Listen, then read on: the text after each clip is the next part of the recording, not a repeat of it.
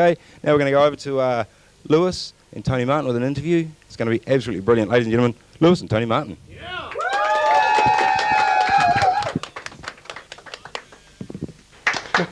Welcome to Chaos, mate. Thanks, mate. So, yeah, tell us a little bit about yourself. Tony's an actor, for those of you who don't know. And how did you come to get involved in at the world of acting? Well, I was brought up in the country on a cattle station up near Tamworth. And so logical next step then. Very logical. Yeah, I mean, there's a lot of acting in the country. But then when I left school, I started doing accountancy, and I did that in Tamworth. And I didn't know anyone, so I thought, what's the best way to get to know people? Join an amateur dramatic group. So that's what I did. I joined the local amateur dramatic group, and got involved, and I just fell in love with it. Acting. So you didn't have any background? Dad wasn't into it, or? No, God, no. No, God, my parents, when I said I wanted to go to Sydney and do it professionally, thought I was off to join the circus. They couldn't understand it. Yeah. Do they understand any more now? Or? Oh yeah, they do, because I've been out for 30 years now, so and I've won awards, and I've had some good jobs, and made a pretty good fist of it. So they're proud, and I think they're in the back of their minds. It's like, when's he going to get a real job? Yeah. And that old cliche. But I think what they relate to is I've got a passion, and I'm following it through. I'm committed to it. I love what I'm doing. And they see that that's there, so they'll support that all the way, rather than me hanging around not knowing what the hell I'm going to do with the rest of my life. So how did you go from small town country boy making a little bit of a go of it to sort of get to know people, to then being where you are now with movies being made and so many series and so many theatrical performances under your belt? What's that transition like? Well, coming down to Sydney was really scary, because I came from my primary school. When I was in primary school, there were 30 people in the whole school, and in sixth form, when I did that, there were 3 of us. Then I went to a boarding school, which there were 30 of us in the one class. So that was pretty daunting. So making that step from Tamworth coming down to Sydney was just another step of dauntedness. So I came down to Sydney, and it was a big place to me. And then I joined a drama school. I went to the ensemble over in Nelson's Point. Hayes Gordon was running it then, and he's passed away now, unfortunately. But it was. Well, that was the starting space for a lot of a lot of actors. Popular actors. Yeah, been through that, and he came from the Actors Studio in America. He came from that sort of the method and all that sort of bastardised thing that they call it now. So it was groundbreaking when I went to the drama school then. It was new, very new stuff. It was not the old English style of acting or anything. It was more, I suppose, closer to the Americanised stuff. So I found that so exciting. It was just like doors opening here, and my self-expression was being able to come out and do whatever I wanted to do in that sort of arena. Big move from accounting to, breaking because down that's the right. comfort zone. That's right. Coming to Sydney and... Yeah, because when I left school doing accountancy, it was pretty boring. It's pretty boring. And acting on the other side of it is, very stimulating. It's got its ups and its downs and its roundabouts and all that sort of So thing. how did you make a go of it? How did you survive in those early days? Like Taxi driving. Taxi driving? I worked as a waiter at the old Menzies Hotel to put myself through drama school. Right. And I did a lot of waitering. And then I got into taxi driving, and I worked in a steel factory. I worked at a few things. I did handyman work, because I renovated 2 houses that I owned, and I got to learn a whole lot of stuff. And just by doing that, I built up a lot of skills. So when I wasn't working and I needed the money to pay the mortgages, I'd go out and do work on other people's houses. And it was terrific because it kept me occupied, it kept me stimulated. It was still creative because I was making and building and creating stuff. Yeah. So it was satisfying those juices, and being paid for it as well.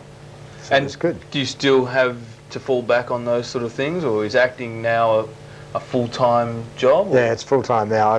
After I did E Street, it gave me greater exposure to the television and film arena. Right. So I've been pretty lucky there that I've had more and more of those jobs that pay a little bit more money than, more so than theatre.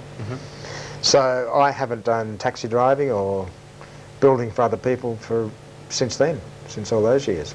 Do you have a preference for theatre or film or television? No, it's funny, I loved theatre. I really loved it with a passion in my early days, but I find it a bit too hard work now. Yeah? Yeah, getting on stage.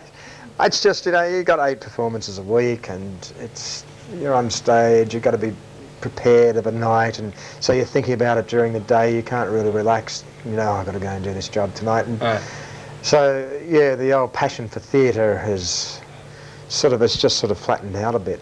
I still love it. I mean, I did a play at Belvoir Street last year and just absolutely loved it and had a ball. But afterwards I thought, I don't know if I can keep doing this again. Yeah. You know, a little pay for a lot of hard work, but then again, I'm in there, juices were stimulated and, you know, just going for it. I love it. And, you know, analysing a text, a play, I find really exciting too for those 5 weeks rehearsals. What sort of things do you do to prepare for a role? You just said analysing the text. People, you know, you obviously don't just learn the lines verbatim and then walk on and just regurgitate them. No. What else is involved in that? Particularly with theatre, you've got rehearsals for 5 weeks, obviously, and I mean, you're discussing it, and you know what your characters are doing to each other and what they want from each other, etc. Breaking down the scenes. With television and film, it's much more instant. Television particularly, you don't have a lot of rehearsal time. You've just got to really respond to your instincts. With film, you still get a workshop situation where you do a lot of research, and you get research notes. You know, there are people paid to give you research notes and to do that. So they can give you titles of books or point you in the direction of, you know, what to read, etc. As an actor, what part of acting do you own? Like, there's dramaturges these days, there's researchers. What do you own? What part of that is you solely? Well, the performance. Well, not even the performance, I suppose, to a certain extent, because you've got the director who has an opinion about how it should be. The other actors, I suppose, have got their opinion, the writers have, but then ultimately it's got to get down to your own self and your performance in the piece. I mean, you just got to do it with as much honesty and integrity as possible and get as close to what the writer is after, and then you get to the essence of the character. I mean, in Blue Murder, when I played Nettie Smith, there was so much stuff that I could read up and learn about. So I like to go right back to the child, you know, when the guy was a child. With all my characters, you go back to what created the adult, and you just go to childhood and you see what happens there. You know, from being a baby, going through those early years of, you know, up to a 5-year-old to a 10-year-old, and you can see the creation of the adult through those years, and that's where I find it really interesting. Yeah, right. Oh, okay, so you sort of then can better understand the character, and then if you've got to come up with something that should be the characters and not yours, you can feed off that history of who your character is. Yeah, because I mean, we're all very much the same. We all have, you know, our little foibles and everything, and you know, there are things that we all crave for. We crave for love and community and family and all that sort of stuff. And when those things are broken in certain areas, particularly love out of the family, then you start getting problems. And that's what I find with a lot of these characters is that, you know, they're striving for love and not finding it.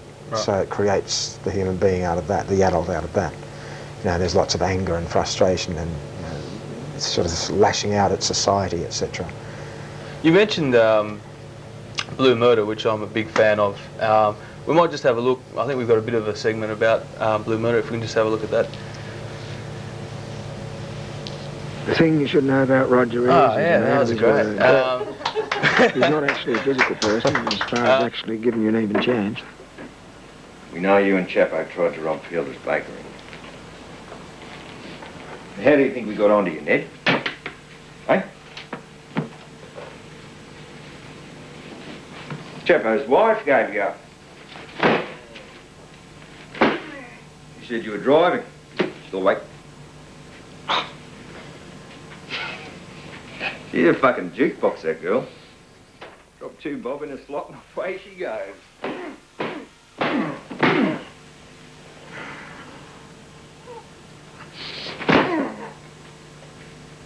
You got quite a few mentions. You're out on bail on another matter, aren't you? That's great. Now I heard that on the set, Richard Roxburgh was very much in character all the time, whereas you were more, you'd come in and then when the cameras rolled, then you'd go into character. What's that like, being around all these different people with all the different methods? Oh, it's good. I mean, everyone's got, in any job, you know, even lighting and the director and the first assistant director, all got their jobs totally focused on what they're doing. And so you can't have, you know, you can't really spend much time focusing on what they're doing. So however they prepare for the role and everything, that's their business and what they're doing. I mean, I have my certain ways of doing it as well and preparing for the role. So I'm more focused on what I'm doing and what I'm wanting from the other people, etc. But yeah, you know, it's all part of the mix. Is it and are you constantly learning?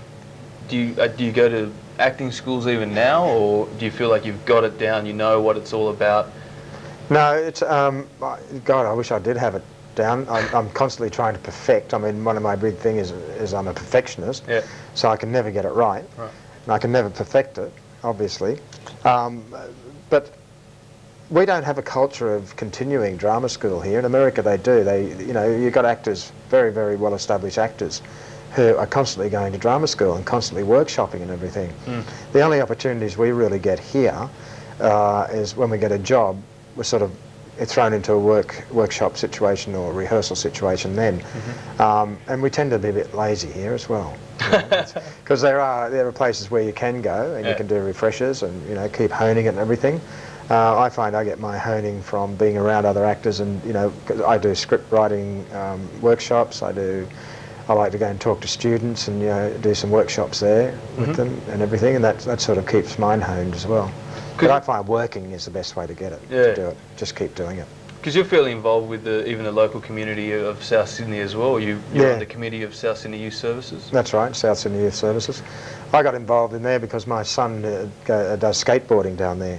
And I went down and I said, oh, you know, have you ever thought about a competition or a comp or something? And they sort of, oh yeah, thought about it. So I went, I went and met Shane Brown, who runs South Sydney Youth Services, and said, look, I'd be really interested in organising a skate comp, which I did. And, you know, over the weeks and months, we got one happening and it built into this big thing. A lot of people got involved. I got families involved, come down. And it was just a really fantastic day, really fantastic. And that's how I got involved. So then after that, I joined the management committee. Yeah, right. And so you're still there even today? Yeah, still there. And what's it like going to see all these casting agents? A lot of people would just be thrown by their first audition. How is those auditions, and how do you cope, and, you know, how do you network and get yourself known and respected? Well, I mean, any audition situation it's grueling. It's nerve-wracking, it's scary. You know, we sort of develop, I suppose, pretenses that we can get through it, you know, that they don't find out I'm hopeless or all that sort of thing. So it's all bravado, is it? Yeah, it's all bravado and everything. But then that's broken away. I found that the most interesting auditions and screen tests and interviews with people you know, to get a job and everything has been just talking one-on-one and, you know, talking honestly and being part of, yeah, sort of showing my passion for the job, because I think that's what it's about. So would you say a lot of people, you know, like if they see you around, they see that you're enthusiastic, then that spurs them on to think, oh, Tony would be great for this, because he's like-mindedly passionate about this as well? Yeah, that's right. I think the big thing to success in anything is commitment, loyalty, and what's that word, you know, when you're persisting? Drive, persistence. Persistence? Yeah, persistence. Yeah. I've noticed also that you've worked on like Heartbreak High, E Street, Blue Murder, of course, but Inspector Gadget. I didn't know about Inspector Gadget. Yeah, Inspector Gadget 2 was a Disney DVD film that was shot up in the Gold Coast, and I played Claw. We had a lot of fun. I mean, it was just mad, stupid stuff, but I had a ball. It was lots of CGI. Computer-generated imagery, and, you know, gimmicks, and it was good. It was just light, frothy stuff. Would that would have been drastically different to what you would have been familiar with, wouldn't it? Or the CGI blue screen? Oh yeah, I take yeah, it. And, very much. how do you cope with that? Or obviously, I mean, you've got to be out of your comfort zone to be a good actor. Yeah. You say. Yeah. So is that just you getting out of your comfort zone and learning new things? Yeah, it is. I was lucky because you don't see much of my face, you know, because the character of Claw, you know, it was good. And also I had to wear this bloody this claw, you know, which was the wires running down under here somewhere, and there's a guy over there operating the claw all the time. So I'd be sitting there, suddenly it's just sort of doing this by itself, and then it'd go up and do this sort of thing, you know, all by itself. It was good fun. I had to deal with a cat. I had a white cat I had to hang on to, big fluffy thing. The hair kept going up here and everything, so I had the claw on this hand, cat here, and I was trying to, you know, this white fluffy stuff going up my nose all the time. It was good. So you just got to deal with those things. And the heat. You know, the heat of Brisbane. We shot up in Brisbane. Right. It was, and I was, you know, in a big woolen coat most of the time and everything, and this hat. But yeah, it was good fun. It was good. But it's something different, you know, and it's a different way of working. Sure. I always thought, because I saw The Interview, which is a film that you made with Hugo Weaving, that you would probably then go on to Hollywood and make some big Hollywood movie. Yeah. You haven't chosen to do that. Is that because you love the Australian industry? Or? Yeah, I do. I love it. I love our family here, our Australian family, and I love our vernacular and the whole culture that we have here. I've resisted going over to America. I've heard all the stories, and I've heard good stories too, but we tend to sort of, you know, focus in on the negative a lot, which I hate doing, but you know, we tend to go that way. Well, what's the negative? I mean, most people would sort of say, "Oh, big movies, blockbusters, great times, big budgets." Yeah, you hear all the hate? You hear the nightmare stories of the big egos, you know, and you know, the money being lavished around on special effects and everything, so the acting isn't quite, you know, but it depends on the project, I suppose. I mean, I'm saying all that, I'm going over there. Oh, yeah? On Monday, I'm flying out. Oh, right. Sell out. That's it.